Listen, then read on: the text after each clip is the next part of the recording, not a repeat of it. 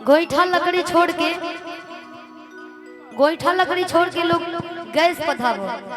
ऐसा ना गैस के लत लागल कि गैस से कम पड़ गई। तो जानते ना ओकरा के मेहरारू का कहे सुनो कि लागी में कप प धुआं मरिया हो जाए, लागी में कप प धुआं मरिया हो जाए, हम भोर पानी राजा करिया हो जाए, हम भोर पानी राजा करिया।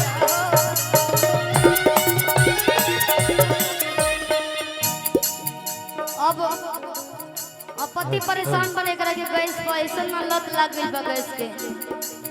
कहत नहीं तू सब भाड़ा मारे ससुरा करब हम तुहार हो।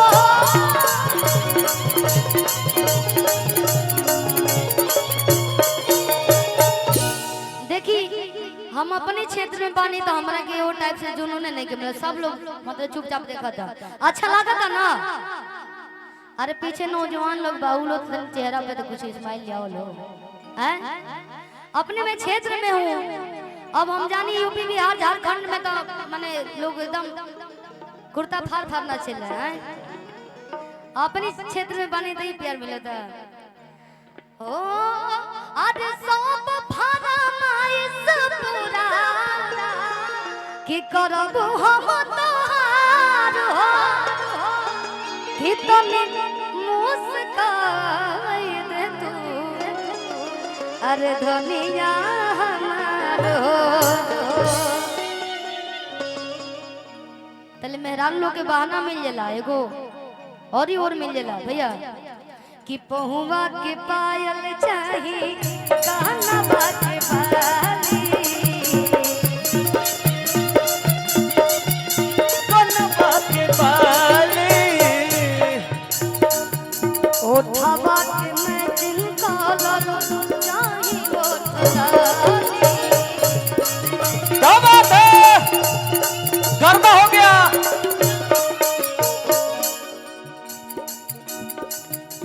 क्यों हरम तनाज चाहिए अरे उहरा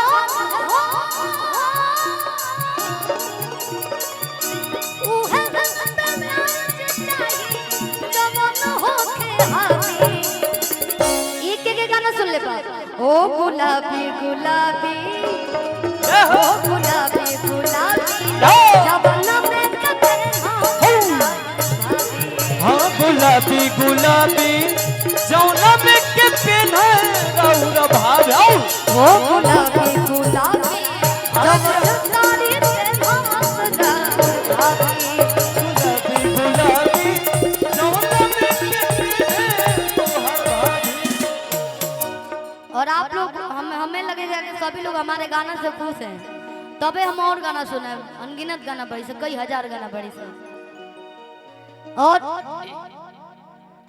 एगो जन गीत जो इतना न विवाद फैला देलस, लोग के हाईलाइट कर देलस है ना, लेकिन मेहनत पे कभी भी भरोसा रखे के चाहिए। क्या कह जला सीढ़ी धो के ऊंच बन जला, लेकिन जकर सीढ़ी है का कर ले ली तो फिर ऊपर से कूद ही के पड़ी तुरंत ढिमला है ना। तो सीढ़ी की कहानी बहुत सारा पड़ी सब। एगो गीत के ले रही हूँ कि पियता आवेला हो पियता आवेला कि तू तो यूपिया से राजा जी। हम लोग बिहार के बॉर्डर पे हैं, हम लोग यहाँ से बिहार ज्यादा दूर नहीं है। और हमारा भाषा माने हम कहीं जानी तो हम दोनों जगह खप जानी, यूपी में शामिल हो जाने बिहारों में शामिल हो जाने। कहा थे हमने के एकदम कगार पे पानी जा, एकदम बॉर्डर पे, असली बॉर्डर पे हम लोग हैं।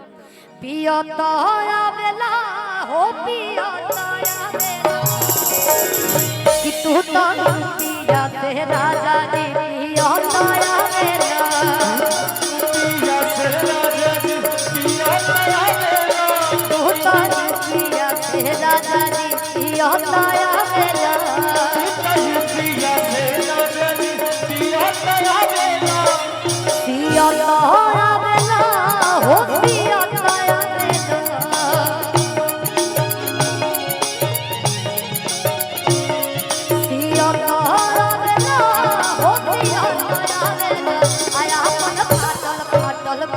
लागता